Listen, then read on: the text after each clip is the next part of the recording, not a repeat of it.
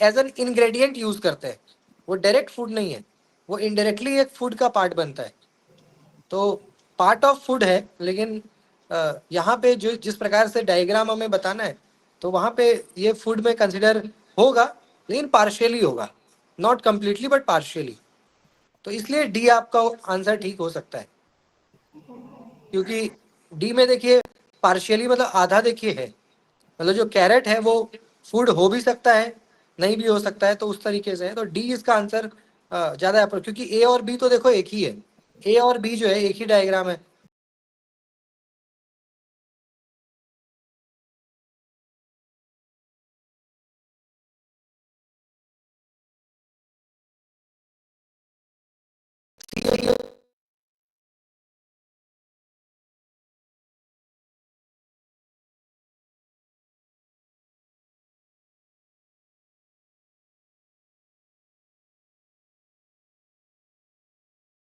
जिसमें कुछ चीजें अंदर आ रही है, कुछ बाहर जा रही है, मतलब हो भी सकता है, नहीं भी हो सकता है, ऐसी स्थिति बन रही है।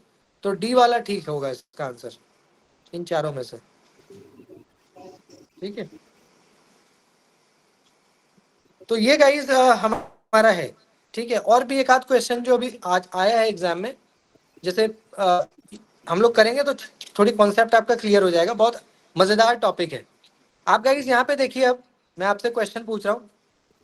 हाँ, कैरेट वेजिटेबल के अंदर आ सकता है, लेकिन फूड के अंदर नहीं आ सकता, इनडायरेक्टली आएगा।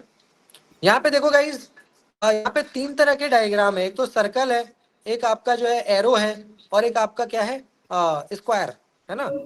तो आप देखिए गाइस, यहाँ पे 5 नंबर है, 1 2 3 4 5, 5 नंबर है, जिसमें से गाइस एक तो आपका स्क्वायर है, स्क्वायर में कौन कौन सी संख्या है, 1 और 2। फिर सर्कल है, सर्कल में आपका है 2 3 4, और एक एरो है, एरो में है 5। तो गाइस किसका क्या मतलब है आप देख सकते हो। एरो का जितना नंबर सर्कल में है, उसका मतलब क्या है कि वो लोग सब स्मार्ट है। सर्कल में कौन कौन है, 2 3 4, माने 2 3 4 क्या है, स्मार्ट है। जो एरो में जितना लोग है, जैसे एरो में मतलब क्या हो गया, तीर, तो तीसरा और पांचवा क्या हो गया, पोलाइट, नम्र। और आपका जो स्क्वायर में जितने लोग हैं, जैसे 1 और 2, वो दोनों क्या है, क्यूट है। तो ये इसका मतलब है। अब क्वेश्चन का आंसर दीजिए, which number of person is smart and cute. बताइए इस सर्कल को, इस डायग्राम को देख के, कि कौन सा ऐसा नंबर है जो स्मार्ट भी है, क्यूट भी है। कॉमन कौन सा आ रहा है, 2। अच्छा, टू वाला आप इसलिए बोल रहे हो क्योंकि 2 वाला जो नंबर है, ये सर्कल में भी है, सर्कल में है माने स्मार्ट है, और स्क्वायर में है मतलब क्यूट है। हाँ ठीक है, बाकी दो इसके ही होगा अलावा सर, कोई, दो होंगे सर। हाँ, बाकी इसके अलावा ऐसा कोई नहीं है जो सर्कल में भी हो और स्क्वायर में भी हो, बस 2 ही है। तो 2 को हम कह सकते हैं कि स्मार्ट और क्यूट। ठीक है, इसका आंसर बताइएगा इस, यहाँ पे देखिएगा, ये सेम डायग्राम है, आप आंसर करिए। डायग्राम सेम है, कह रहा है which number of person is smart but neither neither polite nor cute. यानी ऐसे कितने लोग हैं जो स्मार्ट तो हैं, ऐसे कितने लोग हैं जो स्मार्ट तो हैं बट पोलाइट और क्यूट नहीं है। कौन कौन सा होगा, ऐसे कितने लोग हैं जो, 1। 1। 1 वाले तो, वन ही स्मार्ट होगा वाले सर। कौन से, सर्कल। 1 होगा, 1 तो नहीं होगा वैसे। 4 फोर होगा होगा। सर। नहीं सर, ऐसे कितने लोग हैं जो स्मार्ट तो हैं, ऐसा ऐसा कौन सा नंबर है जो स्मार्ट तो है बट फोर पोलाइट और फोर क्यूट नहीं। फोर है सर। 4 4। 4 होगा, 4 का मतलब हो गया कि सिर्फ सर्कल में है, सर्कल मतलब सिर्फ स्मार्ट है। अच्छा, अगर 1 पे आएंगे तो 1 जो है वो सिर्फ और सिर्फ क्या है, आपका क्यूट है, सॉरी, क्यूट। पोलाइट। तो सर 3। हम हमें यहाँ पे स्मार्ट में कौन सा आ रहा है, सर्कल वाला आ रहा है। तो सर्कल वाले में अगर आप चौथे को या दूसरे को ही कर सकते हो, तो दूसरा तो थोड़ा कॉमन हो जा रहा है, तो चौथा वाला यानी डी होगा क्या आंसर, डी।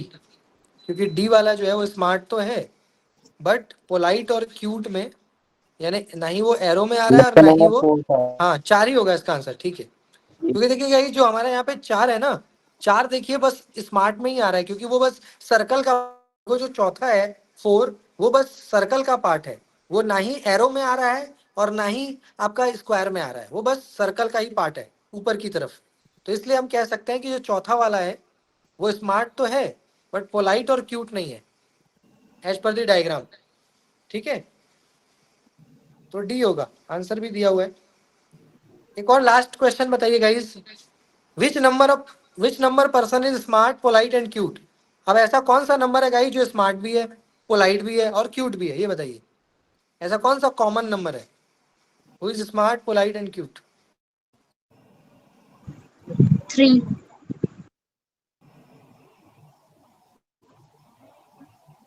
हाँ सर 3 है। D, answer D. Sir, D. None of the above. None of the above.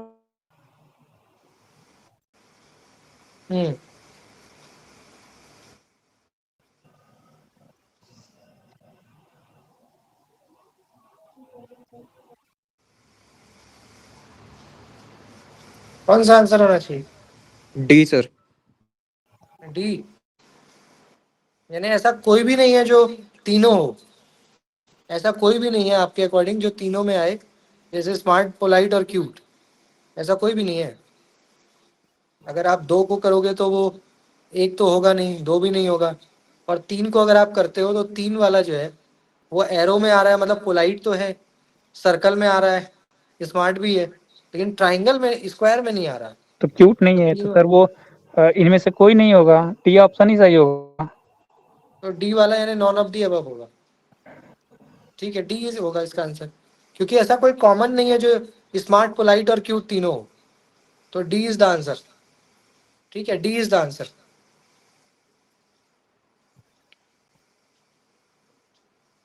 ठीक है, तो गाइज ये था वेन डायग्राम। होपफुली आपको समझ में आ गया होगा वेन डायग्राम क्या है, आपको समझ में आ गया होगा कि किस तरह से हम लोग वेन डायग्राम से क्वेश्चन का आंसर फाइंड आउट कर सकते हैं, खास करके ऐसे क्वेश्चन जो लॉजिकल है, जो आर्ग्यूमेंट बेस्ड है, जो तर्क आधारित है, जहाँ पे तर्क की आवश्यकता है। तो ऐसे क्वेश्चंस जो है हम लोग आप कर पाओगे। अगर ऐसा कोई भी क्वेश्चन आता है वेन डायग्राम से संबंधित, तो आप उसका आंसर मतलब कर पाएंगे। तो ये वेन डायग्राम था, क्योंकि उसका नाम ही डायग्राम है, तो हमने डायग्राम के थ्रू ही सीखा कि वेन डायग्राम कैसे बनता है और उससे हम कैसे क्वेश्चन का आंसर फाइंड आउट कर सकते हैं।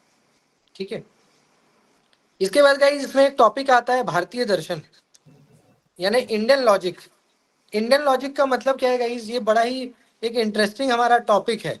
इस यूनिट के अंदर ये एक टॉपिक है इंडियन लॉजिक, यानी भारतीय दर्शन, भारतीय दर्शन शास्त्र।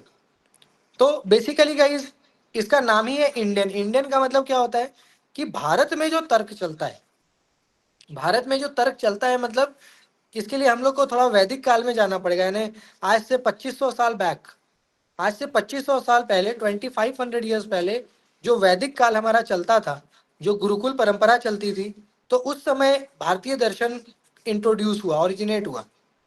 जिस समय संस्कृत जो है हमारी मूल भाषा हुआ करती थी गुरुकुल परंपरा में, तो उस समय पे गाइस भारतीय दर्शन क्या था, किस प्रकार से भारत का जो फिलॉसफी है वो कितना साइंटिफिक है, वो कितना लॉजिकल है, वो कितना तर्क संगत था, आज नहीं आज से मतलब 3000 साल पहले, 2500 साल।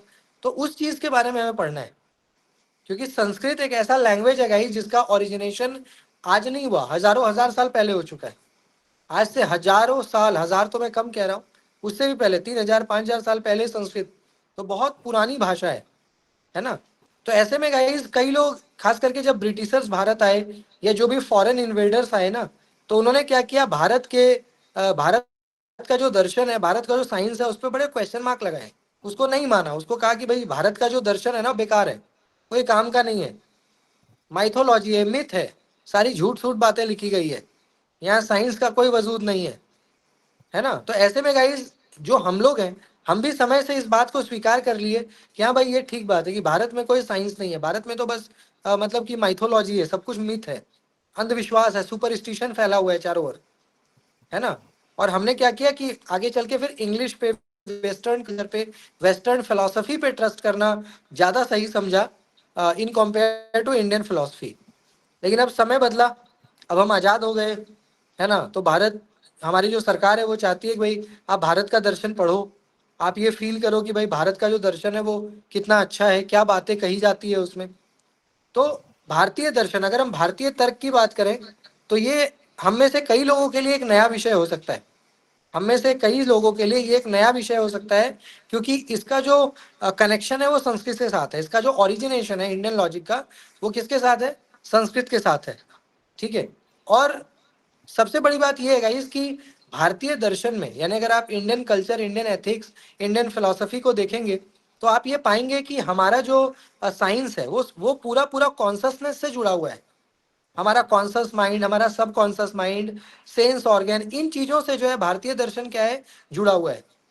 क्योंकि भारतीय दर्शन ये मानता है कि हमें जो भी नॉलेज मिलता है, हम जो भी नॉलेज एक्वायर करते हैं, हम अपने सेंस ऑर्गन से करते हैं। और हमारा सेंस ऑर्गन कितना है? टोटल 5। कौन कौन सा है? आई, ईयर, नोज, स्किन और टंग। आई, ईयर, नोज, स्किन और टंग, ये 5 हमारे पास क्या है गाइस? सेंस ऑर्गन है। ठीक है। आई, ईयर, नोज, स्किन, टंग, ये जितना आपको आगे फ्रंट पे दिख रहा है ना, आई, नोज, ईयर, स्किन और टंग, ये पांचों क्या माने गए हैं भारतीय दर्शन में? ये पांचों ज्ञान प्राप्ति के मतलब सोर्स माने गए हैं। इसका मतलब कि आप जो आंखों से देखते हो, कानों से जिसको सुनते हो, स्किन मतलब चमड़ा से जो फील करते हो, टंग मतलब जिसको टेस्ट करते हो, है ना, नोज मतलब जिसको स्मेल, इन चीजों को गाइस मतलब ये तो पूरा साइंस है ना, जिसको आप खुद से देख रहे हो, जिसको आपने खुद से देखा, किसी फेनोमेनन को देखा होते हुए, तो उसको आप तर्क तर्क तर्क के साथ उसको प्रूव कर सकते हो, भाई ये चीजें सही है, मैंने देखा है इसको होते हुए। तो भारतीय दर्शन में गाइस दृश्य, दृश्य मतलब क्या होता है? टू सी, देखना। यानी जो चीज हम आंखों से देखते हैं ना, हम उस पर विश्वास करते हैं। और जिस चीज को आपने कभी देखा नहीं, जिस चीज का कोई साइंस नहीं है, जिस चीज को आप सिद्ध नहीं कर सकते, जिस चीज को आप प्रूफ नहीं कर सकते, तो उसको आप कैसे मानिएगा? मैं आपको पढ़ाता हूँ हर दिन, मैं आपको दिखता हूँ, तो आप मुझे मानते हो कि हाँ भाई सर एग्जिस्ट करते हैं, सर पेपर 1 की दुनिया में एग्जिस्ट करते हैं, क्योंकि आप मुझे हर दिन देखते हो, आप मुझे हर दिन सुनते हो, है ना। ये कोई मतलब सुपरस्टिशन या कोई ऐसी मनगढ़ंत बात नहीं है ना। तो भारतीय दर्शन में गाइस क्या है कि साइंस का बड़ा महत्व है। साइंस का मतलब है सेंस ऑर्गन से आपका, कि जो भी चीज आप अपने आई, ईयर, नोज, स्किन, टंग से देखते हो, महसूस करते हो, तो उस चीज का क्या है ना, आपको बोध होता है। जैसे कोई कोई भी चीज है, दुनिया की कोई चीज जिसको आपने कभी सुना है, उसके बारे में कभी पढ़ा है, तो ऐसी चीजों पे क्या होता है गाइस, हम लोग ट्रस्ट करते हैं। ठीक है। अब यहाँ पे आपको ये देखना पड़ेगा कि प्रोसेस ऑफ नोइंग, यानी जो हमारा जानने का कोई भी चीज को क्या होता है, जानने का एक प्रक्रिया होता है। कोई भी चीज को जब हम जैसे मान लीजिए कि हम कोई चीज सीखते हैं, कोई भी नया चीज इस दुनिया में, कोई भी नई चीज को जब हम सीखते हैं ना, तो उसका एक प्रोसेस है, उसकी एक प्रक्रिया है। वो प्रक्रिया क्या है? आप देख सकते हो, प्रमात्री, प्रमेय, प्रमाण और प्रमिति, ये जो नीचे का 4 है ना, प्रमात्री, प्रमेय, प्रमाण और प्रमिति, ये 4 क्या है इस प्रोसेस ऑफ नोइंग, कि कैसे हम लोग नॉलेज एक्वायर करते हैं। प्रोसेस क्या है, प्रक्रिया क्या है? तो वो ये प्रक्रिया के 4 पार्ट्स है। प्रमात्री का मतलब क्या होता है? द सब्जेक्ट, द नोअर, यानी जो विषय है। जैसे आज का विषय क्या है? भारतीय दर्शन, तो ये क्या है? प्रमात्री। प्रमेय क्या होता है गाइस? ऑब्जेक्ट, यानी जिसके बारे में हम बात कर रहे हैं। आज के क्लास में हम क्या क्या बातें कर रहे हैं, वो ऑब्जेक्ट है आपका। आज के क्लास में हम वेन डायग्राम पढ़ लिए, अभी हम सेंस ऑर्गन की बात कर रहे हैं, तो ऑब्जेक्ट हो गया वो। इसके बाद होता है प्रमाण। प्रमाण मतलब क्या होता है guys? The process of knowledge, यानी गाइस कोई भी ज्ञान प्राप्त आप कर रहे हैं, तो उसका प्रोसेस क्या है, उसका उसका प्रक्रिया क्या है। जैसे अभी आप लोग जो ज्ञान प्राप्त कर रहे हो, वो उसका माध्यम मैं बनाऊं, मैं आपको पढ़ा रहा हूं, और मैं पढ़ा रहा हूं तो आप सुन रहे हो, और सुन करके आप क्या कर रहे हो? ज्ञान प्राप्त कर रहे हो। अभी जो हमारा प्रोसेस ऑफ नोइंग है वो क्या है? मैं यहाँ पे क्या हूँ? मीडियम हूँ, जिसके माध्यम से आप मेरी आवाज को सुन रहे हो, बात को सुन रहे हो, आपके मन मस्तिष्क में सारी चीजें जा रही हैं और आप सीख रहे हो। तो ये होता है गाइस आपका प्रोसेस ऑफ नॉलेज। और लास्ट है प्रमिति। प्रमिति means the knowledge achieve by the प्रमाणा, यानी गाइस जो भी चीज आपको नॉलेज अचीव हुआ। ठीक है। तो प्रमाण का मतलब क्या होता है पता है? प्रमाण मतलब क्या होता है गाइस? प्रूफ। प्रमाण का मतलब यही ना होता है, आप कहते हो ना प्रमाण, मुझे प्रमाण दीजिए, मुझे प्रूफ। तो इसका मतलब यह है कि भारतीय दर्शन में हर एक चीज का प्रमाण होता है, हर एक चीज का क्या है? प्रूफ है। कोई भी चीज है, कोई भी थ्योरी है, कोई फिलॉसफी है, कोई भी दर्शन है, तो उसको आपको क्या है कि उसको प्रूफ करना पड़ेगा, उसको सिद्ध करना पड़ेगा, उसका कुछ ना कुछ प्रमाण आपको देना पड़ेगा। और प्रमाण आप कब दीजिएगा? जब आप पढ़िएगा, जब आपके पास कोई उसका लॉजिक होगा, तभी तो प्रमाण दोगे ना, किसी के भी एग्जिस्टेंस का या कोई भी थियरी का। तो प्रमाण का बड़ा महत्व है। और प्रमाण कैसे मिलता है? जानने से, समझने से, है ना। कोई भी चीज को जब आप समझेंगे, कोई भी चीज को जब आप जानेंगे, तो आपको क्या मिलेगा? प्रमाण। तो ये चार गाइस प्रोसेस ऑफ नोइंग है, चाहे वो प्रमात्री हो, प्रमेय हो, प्रमाण हो, प्रमिति हो, है ना। तो ये चार आपका जो है ये प्रोसेस ऑफ क्या है? नोइंग है, ठीक है। इसके बाद हमारा यहाँ पे एक टर्म आता है, ठीक है। हमारे यहाँ पे इसके बाद एक टर्म आप देख सकते हो गाइस कि भारतीय दर्शन में दो तरह के स्कूल्स बताए गए हैं, एक आस्तिक स्कूल और एक नास्तिक स्कूल। जब हम भारतीय दर्शन की बात करते हैं ना, तो हमें दो स्कूल्स बताए जाते हैं।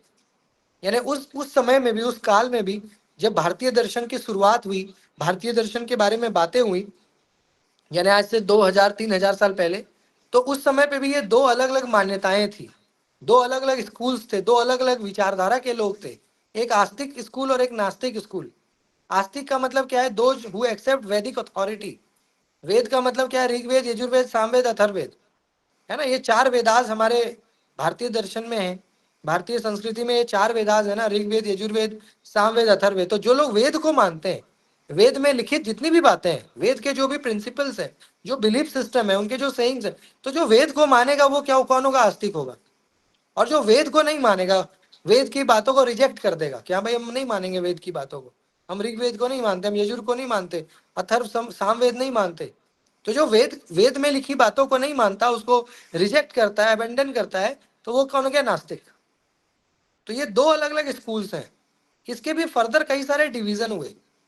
जैसे आप आस्तिक स्कूल में देखिए, जो आस्तिक स्कूल मतलब क्या होता है? बिलीवर ऑफ गॉड भी आप कह सकते हो, और अगर साइंटिफिक वे में आप कहें तो वैसे लोग जो वेद को मानते हैं, वेद में मतलब वेद में जितनी भी चीजें लिखी गई हैं, जैसे आप देख सकते हो गाइस कि आस्तिक स्कूल में आपका न्याय फिलोसफी आता है, वैशेषिका आता है, सांख्य आता है, योग आता है, मीमांसा एंड वेदांता, ठीक है जी। तो आस्तिक स्कूल के अंदर 6 डिविजन्स हैं। आस्तिक स्कूल के अंदर 6 डिवीजन है, जिसमें एक आपका न्याय है, एक वैशेषिका है, एक सांख्य है, एक योग है, मीमांसा और वेदांता, ठीक है। ये 6 के 6 क्या है गाइस? ये 6 के 6 क्या है? आपके आस्तिक स्कूल के 6 अलग अलग टाइप्स हैं। जो हमारा आस्तिक स्कूल है उसके ये 6 अलग अलग डिविजन्स हैं। अच्छा, 6 स्कूल में अलग अलग बातें पढ़ाई जाती थी। ये जो 6 अलग अलग स्कूल है ना, इन 6 स्कूल में अलग अलग तरह का पढ़ाई था, अलग अलग तरह का एक्सपर्टीज था। जैसे वैशेषिका स्कूल की अगर हम बात करते हैं, वैशेषिका स्कूल के फाउंडर कौन है? ऋषि कनाद। ऋषि कनाद एक उस समय के मान के चलिए कि बहुत बड़े फिलोसफर थे, बहुत बड़े वैज्ञानिक थे। तो उन्होंने एक नया फिलोसफी दिया, वैशेषिका फिलोसफी, ठीक है। तो इस स्कूल में क्या पढ़ाया जाता था guys? Science of logic, futility of Maya. Science of logic का मतलब क्या है? तर्क के पीछे क्या विज्ञान है। कोई भी चीज जब आप गाइस किसी स्टेटमेंट को प्रूव करना चाहते हो, उसके पीछे का लॉजिक देते हो कि सर मैं ये बात बोल रहा हूं तो मेरे पीछे ये लॉजिक है, और इस तरह से मैं इस बात को प्रूव कर सकता हूं। जैसे मान लीजिए न्यूटन ने ग्रेविटेशन की थ्योरी दी, है ना, Newton gave the theory of gravitation, तो उसको प्रूव करना पड़ा होगा ना। ऐसे तो कोई भी थ्योरी दे देगा, मैं ही आज कोई थ्योरी आपको दे दूंगा तो आप मान लीजिएगा क्या? तो जब कोई किसी प्रकार की थ्योरी देता है तो उसके पीछे लॉजिक भी तो देना पड़ता है ना, उसके पीछे साइंस भी तो देना पड़ता है, उसको प्रूफ भी तो करना पड़ता है, उसको सिद्ध भी तो करना पड़ता है। जब तक आप किसी थ्योरी को प्रूफ नहीं करेंगे तो वो साइंस में नहीं आएगा। तो ऐसे में वैशेषिका स्कूल में क्या पढ़ाया जाता है? साइंस ऑफ लॉजिक, तर्क विज्ञान, कि जो आप तर्क दे रहे हैं उसके पीछे विज्ञान भी तो बताओ, ठीक है जी। और साथ साथ फ्यूटिलिटी ऑफ माया। माया का मतलब जो हमारे अटैचमेंट्स हैं, जब हम इस दुनिया में आते हैं तो कई प्रकार के अटैचमेंट्स, तो उससे हम कैसे ऊपर उठ सकते हैं आध्यात्मिक तरीके से, स्पिरिचुअल तरीके से। तो ये चीजें आपको वैशेषिका स्कूल में पढ़ाया जाता था। जब आप न्याय स्कूल में आते हो, न्याय फिलोसफी के फाउंडर कौन है? ऋषि गौतम। न्याय स्कूल के फाउंडर कौन? ऋषि गौतम। इसमें क्या पढ़ाया जाता है guys? Logical quest for God, ठीक है। यानी ईश्वर का तर्क के थ्रू कैसे आप खोज कर सकते हो। एक तो होता है कि आप अगरबत्ती दिखा के भगवान को ढूंढने का प्रयास करते हो, फूल चढ़ा करके, और एक होता है कि लॉजिकल क्वेस्ट, जैसे स्वामी विवेकानंद ने किया, रामकृष्ण परमहंस ने किया। कई लोग ऐसे हैं जिन्होंने लॉजिकली गॉड को ढूंढा, भाई गॉड क्या है, what is God, God does God exist और नॉट। तो गॉड के पीछे का क्या लॉजिक है, हम गॉड किसको मानते हैं, गॉड क्या है, क्या वो एक एनर्जी है या सच में एक मूर्ति है जिसमें भगवान वास करते हैं। तो लॉजिकल क्वेस्ट यानी ईश्वर की तर्क के थ्रू आप खोज करो। और इसके साथ साथ फेजेस ऑफ क्रिएशन, जैसे साइंस बिग बैंग थ्योरी को मानता है, अध्यात्म में आइएगा तो मनुष्य का जो उत्पत्ति हुआ है उसका अलग विज्ञान है। तो कई तरह की बातें हैं, आधा हकीकत आधा फसाना, इस तरह की बातें हैं। लेकिन जो साइंस कहता है फेजेस ऑफ क्रिएशन की, कैसे ह्यूमन इस धरती पे आया, कैसे जानवर आए, कैसे लिविंग बींग आया, नॉन लिविंग, तो ये बातें आपको न्याय स्कूल में पढ़ाया जाता है। यानी अगर आपको इन चीजों का अध्ययन करना है तो आप न्याय स्कूल में ये बातें बताई जाती थी। ऐसे ही योग योग योग के फाउंडर कौन है गाइस? ऋषि पतंजलि। ये वाला बाबा रामदेव वाला पतंजलि नहीं, ऋषि पतंजलि बहुत पहले हुआ करते थे, 3rd एडी में। यानी आज मान लीजिए आप 3rd एडी का मतलब क्या हो गया, आज से करीब 2000 साल पहले ऋषि पतंजलि नाम के एक बहुत बड़े फिलोसफर हुआ करते थे। उन्होंने गाइस इस स्कूल को फाउंड किया था, इसका नाम था योग। और इस स्कूल में क्या पढ़ाया जाता था गाइस? मेडिटेशन। आज जो आप योगा एंड वेलनेस करते हो ना, योगा एंड वेलनेस सेंटर, जिसमें आपको meditation, renunciation, peace of mind, है ना, ब्रह्म कुमारी वगैरह इतना सारा खोला हुआ है, तो ये सब इसी का कॉपी है। यहीं से आइडिया आया था योग का, कि कैसे हम मेडिटेशन करके अपने दिमाग को शांत करके, है ना, वेलनेस को पा सकते हैं, हैप्पीनेस को पा सकते हैं, ईश्वर को पा सकते हैं। तो ये योग समय के साथ क्या हुआ कि पतंजलि एक बहुत बड़ी कंपनी बन गई बाबा रामदेव ने, लेकिन ये बहुत पहले एक ऋषि हुआ करते थे, ऋषि पतंजलि, उन्हीं के नाम से आज ये सब चलता है। तो योग स्कूल है, योग ने हमें, योग आज भी आप देख रहे हो, योग तो आज भी बहुत प्रासंगिक है। 2025 में भी हम सभी लोग योग करते हैं, है ना, टू स्टे फिट, है ना। इसके बाद चौथा स्कूल है गाइस सांख्य। सांख्य के ये फाउंडर कौन? पुष्पमित्र शुंग, जी, सर ये पुष्पमित्र शुंग के शासन काल में ऋषि थे महर्षि पतंजलि। हाँ, उस काल में थे, मतलब आज से हाँ हाँ, कुछ 100 100 150 ईसा पूर्व के करीब ये थे। इसके बाद गई चौथा स्कूल सांख्य है। हाँ, कुछ कह रहे हैं आप? ठीक है, तो चौथा स्कूल क्या है गाइस? सांख्य। सांख्य भी एक फिलॉसफी था, एक स्कूल था, जिसके फाउंडर कौन थे? ऋषि कपिल। इन्होंने, इस स्कूल में क्या बताया जाता था? Eliminate physical and mental pen and receive liberation. इस धरती पे आने के बाद हम सभी के अपने अपने फिजिकल और मेंटल पेन है, क्योंकि we are attached with one another. आप अपने पेरेंट्स से अटैच्ड हो, आप अपने सिबलिंग से अटैच्ड हो, आप अपने लवर से अटैच्ड हो, अपने और भी तमाम तरह के दोस्त मित्र, बहुत तरह के अटैचमेंट्स हैं हमारे, जो कि आगे चल के पेन का कारण बनता है। आपका कोई अपना है एंड यू लॉस्ट हिम और हर, कोई आपका मान लीजिए रिलेटिव है and he is no more, she is no more, तो कितना आपको पेन होता है, बहुत समय तक आप सोचते रह जाते हो, है ना। तो ऐसे कई तरह के गाइस हमारे फिजिकल पेन है, जो मनुष्य है उस सभी के पास है, मेरे पास भी है, आपके पास भी है पेन। तो इन पेन से हम कैसे लिबरेशन पा सकते हैं? कैसे इन, ये जो दुनिया का जो पेन है, मोह माया जिसको आप कहते हो, जिससे हम सभी लोग घिरे हुए हैं, सराउंडेड है, तो इससे आप कैसे उठ सकते हो ऊपर? साइंस के थ्रू, लॉजिक के थ्रू। तो वो चीजें सांख्य में बताई जाती थी। ऋषि कपिल इसके फाउंडर है। और फिर पांचवा स्कूल है वेदांता, जिसको ऋषि वेद व्यास ने फाउंड किया। और इसमें मेन चीज बताया जाता था divine nature of soul, maya and creation. यानी गाइस हमारा जो सोल है ना, हमारा जो सोल है उसका डिवाइन नेचर, मतलब आप कहते हो ना कि आत्मा कभी नहीं मरता, आत्मा से परमात्मा का मिलन, ठीक है। और आत्मा जो है गाइस इमॉर्टल है, सोल क्या है? इमॉर्टल। तो उसके बारे में आपका वेदांता में, यानी वेद व्यास ऋषि ने इसको फाउंड किया था, तो ये बातें बताई जाती है कि जो हमारा सोल है वो क्या है? डिवाइन है, ईश्वरीय है, वो कभी खत्म नहीं होता। हम कहते हैं ना कि हमारा सोल बड़ा प्योर है, प्योर हार्टेड सोल। तो वो बातें वेदांता। और मीमांसा को ऋषि जामिनी ने फाउंड किया। इसमें बेसिकली वेदास के इटर्नलिटी के बारे में, कि भाई जो वेदास हमारे हैं ना वो इटर्नल है, मतलब सार्वभौमिक है, शाश्वत है। हमारे वेदास यानी जो हमारे वेद हैं गाइस, है वो ऋग्वेद से लेकर और अथर्ववेद तक, वो क्या है? इटर्नल है। इटर्नल मतलब जिसका कोई अंत ना हो, वो हमेशा प्रासंगिक है। आज से 2000 साल पहले भी प्रासंगिक था और आज भी प्रासंगिक है। 2025 में भी वेदास को पढ़िएगा तो आपको ऐसा लगेगा कि आज की समस्या उसमें लिखी हुई है, उसका समाधान भी आपको वेद में मिल जाएगा। तो इटर्नल का मतलब क्या होता है? जो अमर हो, जो हर एक एज में प्रासंगिक हो, चाहे आज से 1000 साल पहले चाहे अभी। तो ये मीमांसा में पढ़ाया जाता था, जिसके फाउंडर कौन थे? ऋषि जामिनी। कि वेदास हमारे इटर्नल है, डिवाइन है, ठीक है जी, हमेशा इसकी प्रासंगिकता। तो ये 6 अलग अलग स्कूल्स हुआ करते थे हमारे भारतीय दर्शन में। और आप देख सकते हो कि 6 के 6 स्कूल जो है बड़े गजब के हैं, बड़ी अच्छी बातें बताते हैं, साइंस की बात बताते हैं, तर्क की बात बताते हैं, लॉजिकलिटी की बात करते हैं। और इन 6 स्कूल में अलग अलग बातें हैं। आप इसका फाउंडेशन का डेट भी से देख सकते हो कि कितने पुराने स्कूल हैं। आप देखिए जो नया स्कूल है गाइस कब बना है वो देख सकते हो 6th सेंचुरी। आप समझ रहे हैं ना, 500 ईसा के आसपास। आपका वैसे का स्कूल देखो ये भी 6th सेंचुरी, 500 ईसा, यानी आज से मान के चलिए 1600-1700 साल पहले। सांग के स्कूल भी देखो 6th सेंचुरी में। योग तो और भी पुराना है, 2nd सेंचुरी, यानी आज से 2000 साल पहले। पूर्व मीमांसा 4th सेंचुरी, उत्तर मीमांसा 4th सेंचुरी। तो आप ये मान के चलिएगा ये जितने भी फिलोसफी है ना, ये सारे 1500 से 2000 साल पुराने हैं। इतने पुराने पुराने मतलब फिलोसफी हैं। मतलब मेन ये है कि आपको यहाँ पे ये समझना है कि जो भारत है, जो भारतीय दर्शन है, जो भारतीय संस्कृति है, वो कितनी पुरानी है। और इतनी पुरानी होने के बाद भी जो है इतनी मतलब आप क्या लीजिए कि व्यवस्थित है, इतना मतलब क्या है, सिस्टमैटिक है। ठीक है मैम, यहाँ वैशेषिका में आप देखिए, वैशेषिका में basically science of logic and futility of maya के बारे में, यानी कि तर्क विज्ञान, जो भी हम तर्क पढ़ते हैं ना, तो तर्क के पीछे क्या विज्ञान होता है वो बताया जाता था। ठीक है, और फ्यूटिलिटी ऑफ माया, हम कहते हैं ना कि दुनिया में सारी चीजें मोह माया है, मोह माया से ऊपर उठना है ना, ईश्वर को प्राप्त करना। तो ये बातें वैशेषिका स्कूल में बताई जाती है।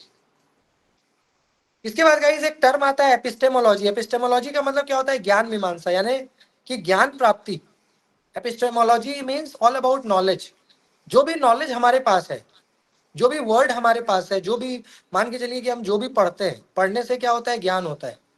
आप जितने भी वर्ड्स को लर्न करते हो, जो आपके पास वर्ड स्टॉक होता है, जो वोकैबुलरी होती है, जो शब्दावली, वो सब क्या है, आपके नॉलेज में आपको हेल्प करता है। आप ज्ञान प्राप्ति कैसे करेंगे, जब आपका वर्ड होगा तब ना। वर्ड होगे तो समझोगे बात को। अगर आपके पास वर्ड स्टॉक नहीं होगा, शब्द का संग्रह नहीं होगा, तो आप कंसेप्ट नहीं समझ पाएंगे, है ना। तो एपिस्टेमोलॉजी का मतलब क्या है गाइस, ये एक ऐसी फिलॉसफी है जो आपको बताती है भाई कि नॉलेज कितना इंपॉर्टेंट है, ज्ञान प्राप्ति कितना महत्वपूर्ण है, और ज्ञान प्राप्ति हम कैसे कर सकते हैं, उसका क्या प्रोसेस होता है, ये सारी बातें आपको बताई जाती है एपिस्टेमोलॉजी में। ठीक है, अब इसके साथ ही साथ इसमें 6 बड़े महत्वपूर्ण चीज बताए गए हैं जो ज्ञान प्राप्ति के साधन, यानी जो हमारा इंडियन फिलॉसफी है, भारतीय दर्शन है, उसमें मीन्स ऑफ नॉलेज, यानी ज्ञान प्राप्ति के 6 तरीके बताए गए हैं, 6 साधन बताए गए हैं। कौन कौन से 6 साधन है, जैसे आप देख सकते हो, प्रत्यक्ष एक साधन है, अनुमान, उपमान, शब्द, अर्थपत्ति, अनुपलब्धि। तो गाइस ये क्या है, 6 आपके साधन है, 6 आपका मीन ऑफ नॉलेज है, मीन्स ऑफ नॉलेज है। जैसे पहला है गाइस प्रत्यक्ष। तो प्रत्यक्ष का मतलब क्या होता है, प्रत्यक्ष का मतलब क्या होता है गाइस, जिसको आप डायरेक्ट या इनडायरेक्ट देखते हो। जैसे मान लीजिए आपने मुझे देखा, आप मुझे देख रहे हो, तो अगर कल कल को मैं आपको मार्केट में भी कहीं दिख जाऊं तो आप पहचान लोगे, क्योंकि मुझे आपने देखा था, आपको मेरा क्या हुआ, बोध हो गया, है ना। यानी जो चीज को गाइस आप डायरेक्ट देख रहे हो, या मान लीजिए जो सामने हो, या मान लीजिए किसी को आप इनडायरेक्ट देख रहे हो ना, डायरेक्ट भी देख रहे हो और इनडायरेक्ट भी देख रहे हो। जैसे मुझे आपने डायरेक्ट देखा, कुछ चीजें ऐसी होती हैं जिसको आप डायरेक्ट तो नहीं देखे हो, लेकिन इनडायरेक्ट। इनडायरेक्ट का मतलब क्या है, जैसे मान लीजिए मैंने आपको किसी के बारे में बताया, मैंने आपको किसी का परिचय कराया, आपने उसको कभी देखा नहीं है, लेकिन मैंने आपको उसके बारे में सब कुछ बता दिया। तो ऐसे में क्या हुआ, आपके माइंड में एक डायग्राम, एक पिक्चर बन जाता है, अच्छा वो ऐसा है क्या, वो यहाँ रहता है क्या, उसका व्यवहार ऐसा है क्या। तो आप कभी भी मिलोगे तो आप पहचान जाओगे कि अच्छा सर ने तो बताया था। तो इनडायरेक्ट, इसका मतलब प्रत्यक्ष का मतलब क्या है, जिसको आप देख रहे हो, सामने से देखोगे किसी भी को भी तो पहचान जाओगे, उसका आपको बोध हो जाएगा। और इनडायरेक्ट भी मान लो कि मैंने आपको, अब आपने मान लिया कि महेंद्र सिंह धोनी को नहीं देखा है, आपने MS धोनी को सामने से नहीं देखा है, लेकिन मैंने उसके बारे में आपको बता दिया, बखान कर दिया, वो क्या है, क्या काम करता है, कैसा खेलता है, कहाँ रहता है, क्या खाता है, क्या पहनता है, सब बात आपको मैंने बता दी, परिवार में कौन कौन है। ऐसे में क्या है कि आप कभी भी उसके बारे में पूछा जाएगा तो आप बता दोगे, क्योंकि इनडायरेक्टली मैंने आपको उसके बारे में पढ़ाया हुआ है। तो ये प्रत्यक्ष है। एक तो ये है ज्ञान प्राप्ति का साधन। ठीक है, इसलिए क्या होता था कि पहले के जमाने में, पहले के काल में ये कोशिश की जाती थी कि मैक्सिमम चीजें आपको दिखाई जाए डायरेक्ट। आप जैसे किसी चीज को देखते हो, दृश्य, दृष्टि, दृष्टि मतलब देखना, सीइंग। तो जितना चीज को देखिएगा उतना आप सीखिएगा, उतना आपका कॉन्सेप्ट डेवलप होगा, उतना नॉलेज आपको होगा। दूसरा है गाइस अनुमान। अनुमान का मतलब क्या होता है, इन्फरेंस, गेस करना। जैसे मान लो गाइस कि आज क्लास का लिंक मैंने आपको 10 बजे भेजा, ऐसे अमूमन 9 बजे भेज देता हूँ, तो आप में से कई लोगों ने आज ये अनुमान लगाया होगा कि आज शायद सर की क्लास नहीं होगी, क्योंकि 10 बजे आज मैं मतलब एकदम क्लास के टाइम पे ही लिंक भेजा मैंने। तो आप में से कई लोगों ने ये सोच लिया होगा कि आज लगता है संडे भी है तो सर आज क्लास नहीं लेंगे, बट अचानक से मैंने लिंक भेज दिया, तो ये अनुमान गलत हो गया। लेकिन फिर भी हो सकता है मैं नहीं लेता क्लास, ऐसा 50% चांस था कि मैं नहीं लेता, क्योंकि लिंक मैंने, तो इसको हम क्या कहते हैं गाइस? अनुमान। अच्छा, अनुमान एक बहुत ही पॉपुलर मीन है नॉलेज का, ये बहुत ही लोकप्रिय तरीका है ज्ञान प्राप्ति का, जिसको हम अपने एक्सपीरियंस के बेस पे करते हैं। कई सारी ऐसी चीजें होती है ना जो अनुभव आधारित होती हैं, हमारा प्रीवियस नॉलेज बेस्ड होता है। कई चीजें हैं ना जो प्रीवियस नॉलेज, हमारा एक्सपीरियंस, उसको हमने पढ़ा नहीं, उसको हमने देखा नहीं, लेकिन फिर भी एक अनुभव के आधार पे बता देते हैं, हाँ भाई ऐसा होगा। आप कहते हो यार कल ना बारिश होगी, मुझे लग रहा है ऐसा, क्लाउड दिख रहे हैं आपको, बादल दिख रहे हैं, कह देते हो यार ना बारिश होगी, ऐसा मुझे सच में बारिश हो जाती है। अनुमान। तो अनुमान क्या है गाइस? जहां पे आप अपने अनुभव के आधार पे, या पूर्व में कोई आपको ज्ञान हुआ है, या किसी चीज का आपको अंडरस्टैंडिंग है, कोई बोध है, तो उस आधार पे आप करते हो, तो अनुमान। तीसरा है गाइस उपमान। उपमान माने तुलना के आधार पे। हम लोग कई बार तुलना करते हैं ना, किसी भी दो चीज का तुलना कर दिए, तीन चीज का, तो जब आप तुलना करिएगा ना, तो तुलना करने से क्या होता है? ज्ञान होता है। जब भी आप किसी दो एलिमेंट या दो ऑब्जेक्ट या किसी दो थियरी, कोई भी दो चीज का, किसी दो देश के बीच, किसी दो प्रोडक्ट के बीच में जब तुलना करिएगा, नई नई बातों का पता लगेगा। जब आप भारत और पाकिस्तान के बीच तुलना करिएगा तो नई नई बातें पता लगेगी कि दोनों में क्या बेहतर है और क्या बेहतर नहीं है। तुलना करना, तो तुलना करना भी एक तरीका है ज्ञान प्राप्ति का। चौथा है गाइस शब्द। शब्द मतलब क्या है? वर्ड। यानी हमारे पास जितने भी वर्ड्स हैं, वर्ड क्या है गाइस? हमारा टेस्टिमनी है। जैसे तिजोरी में आप पैसा सेव करते हो, बैंक अकाउंट में पैसा रखते हो, in the same way guys हमारा जो शब्द है ना, वो एक वर्बल टेस्टिमनी है। इसका मतलब आपके पास जितना वर्ड होगा ना, उतना आप नॉलेजेबल होइएगा। इसलिए पहले क्या कहते थे कि भैया वर्ड मीनिंग लर्न करो, ज्यादा से ज्यादा वर्ड के मीनिंग को समझो, क्योंकि हमारे पास जितना वर्ड होगा ना, हम उतने नॉलेजेबल होंगे। अगर आपके पास वर्ड नहीं है ना, वर्ड मतलब आपके पास शब्द संग्रह नहीं है, आपको ज्यादा वर्ड मीनिंग नहीं आता, तो आप समझ ही नहीं पाओगे। तो जिसको जितना शब्द का ज्ञान होगा, जिसके पास जितना शब्द संग्रह होगा ना, वो उतनी बातों को समझ पाएगा आसानी से। और जिसके पास शब्द का संग्रह नहीं है, तो वो समझ ही नहीं पाएगा। तो शब्द भी एक ज्ञान प्राप्ति का साधन है। ऐसे ही अर्थपत्ति। अर्थपत्ति का मतलब क्या है गाइस? पत्ति मतलब which has already been happened. मान लीजिए गाइस कि मैंने आग में हाथ डाला, मेरा हाथ जल गया, तो जरूरी है कि आप भी आग में हाथ डाल के ही नॉलेज पाइएगा कि भैया हाथ, आग में हाथ डालने से जल जाता है। या मान लीजिए हम छत पे खड़ा होकर कूद गए, मेरा हाथ पैर सब टूट गया, तो आपको जरूरी है कि आप भी कूदिएगा, आपका भी हाथ पैर टूटेगा, तभी नॉलेज होगा। दूसरे को देख के भी तो हमें नॉलेज हो जाता है ना। मैंने कुछ किया और मुझे उससे नुकसान हुआ, मेरा उससे लॉस हुआ, तो आपने गाइस ये फील कर लिया ना कि ऐसा मुझे नहीं करना है, ऐसा करने से हाथ पैर टूट जाता है, ऐसा करने से हाथ जल जाता है, ऐसा करने से हमारा को नुकसान होता है, हमारी क्षति होती है, हमारा लॉस होता है। तो अर्थपत्ति। अर्थपत्ति मतलब जो चीजें ऑलरेडी हमारे समाज में हो गई। आप मोटिवेशनल बुक क्यों पढ़ते हो? आप मोटिवेशनल बुक इसलिए पढ़ते हो ना, ताकि भैया ये पता लगा सको कि कोई सक्सेस कैसे हुआ, कोई फेल कैसे हुआ। तो ऐसे सक्सेस हुआ तो हम भी ऐसे करेंगे तो हमको भी सक्सेस मिल जाएगा। कोई फेल हुआ तो ऐसा हम नहीं करेंगे तो हम भी फेल हो जाएंगे। तो अर्थपत्ति। अर्थपत्ति मतलब जो चीजें ऑलरेडी हो चुकी हैं, चाहे हमारे साथ चाहे किसी और के साथ, उन चीजों को आधार बना के आप क्या करते हो? नॉलेज पाते हो। जरूरी तो नहीं है ना कि हर चीज हमारे साथ भी हो तभी आप जो है अलर्ट हो। आपके दोस्त के साथ कुछ बुरा हुआ तो अलर्ट हो जाओ कि भाई हम ऐसा ना करें, नहीं करेंगे, अगर हमारे साथ भी ऐसा हो जाएगा क्या? ऐसा हम करते हैं ना। आपके मोहल्ले में, पड़ोस में, रिश्तेदारी में, घर में, स्कूल में, कॉलेज में जो घटना आप देखते हो, आप सतर्क हो जाते हो कि हमको ऐसा नहीं करना है, ऐसा करने से ऐसा होता है, तो नहीं करोगे आप। ज्ञान प्राप्ति का साधन है। और लास्ट है गाइस अनुपलब्धि। अनुपलब्धि मतलब एब्सेंस। एब्सेंस है ना। एब्सेंस का मतलब क्या है? जब देखो जितना आपके, एक चीज आपने देखा होगा कि हमारे पास जितनी कमी होती है ना, आप उतना मैच्योर होंगे।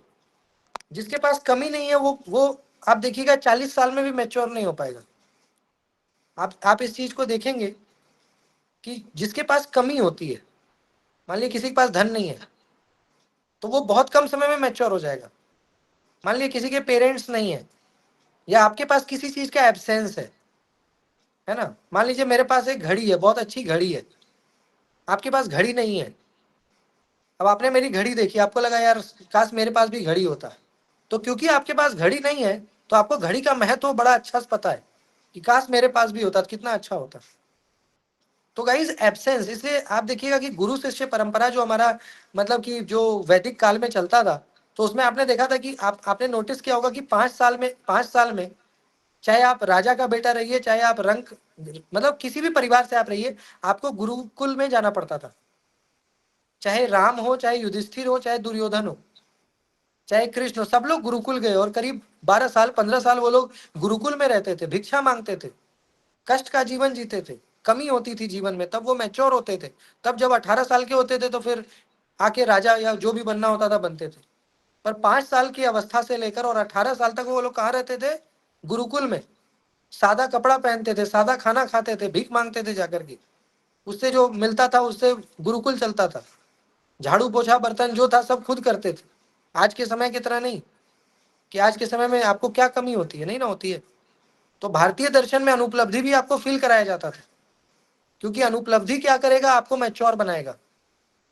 अनुपलब्धि 25 क्या साल कर... से होते, हाँ 25 साल से रहता था ना, 18 साल नहीं, 25 साल तक वो रहते थे आश्रम में। 25 साल रहिए चाहे 50 साल रहिए, मेन है कि आप रहते थे। Yes sir. अनुपलब्धि का आपको बोध कराया जाता था, भाव कराया जाता था, तो वो अनुपलब्धि है ना। तो अनुपलब्धि का मतलब ये होता है गाइस कि एब्सेंस, है ना, कॉग्निशन ऑफ एब्सेंस, यानी जो चीजें आपके पास मान लीजिए कि नहीं, तो नहीं से हमें मतलब वही है, मैच्योरिटी का बोध होता है, नॉलेज होता है, अनुभव होता है। तो ये 6 हमारे ज्ञान प्राप्ति के साधन है, 6 हमारे मीन्स ऑफ नॉलेज है, जिसमें प्रत्यक्ष आ गया, अनुमान आ गया, उपमान आ गया, अर्थपत्ति आ गया, शब्द आ गया और अनुपलब्धि। तो ये 6 गाइस भारतीय दर्शन में ये 6 मीन्स ऑफ नॉलेज माने गए हैं। और इन 6 का प्रयोग करके, भरपूर प्रयोग करके, जो भी हमारे मान लीजिए कि उस जमाने में जो स्टूडेंट्स हुआ करते थे, जैसे आज हम लोग यहाँ पे स्टूडेंट्स हैं, तो उस जमाने में ऐसे ही ज्ञान प्राप्ति होता था, ऐसे ही चिंतन होता था, मनन होता था, है ना। नॉलेज को एक्वायर अचीव किया जाता था, विद्वता आती थी, शास्त्रार्थ होता था, डिस्कशन होता था, डेलिब्रेशन होता था, डिस्कोर्स, मतलब अलग अलग तरह, और सब कुछ साइंटिफिक होता था। तो ये 6 तरीके थे जो कि लॉजिकल रीजनिंग का पार्ट है। तो ये आज हमने डिस्कस किया, इसके बारे में और भी कल हम लोग बात करेंगे। आज के क्लास में इतना ही गाइस। आज हमने बहुत सारी बातें कर ली। मैंने आपको वेन डायग्राम बताया, वेन डायग्राम के साथ ही थोड़ा हमने इंडियन लॉजिक को भी इंट्रोड्यूस करा दिया। भारतीय ज्ञान परंपरा क्या है, भारतीय दर्शन क्या है, इंडियन लॉजिक किसको बोलते हैं, तो वो भी हमने आपको बता दिया। कल जब हम मिलेंगे 10 बजे तो मैं आपको इसका विस्तार बताऊंगा, जो भी इसके आगे की बातें हैं उसको भी हम लोग समझेंगे। ठीक है, अलग अलग जो टर्म्स हैं उसके डेफिनेशन, एग्जाम्पल्स, उसको भी हम लोग बात करेंगे। ठीक है, तो मेरे लिए तो आज के लिए इतना ही। आप में से किन्हीं को कोई डाउट है तो आप बताएं।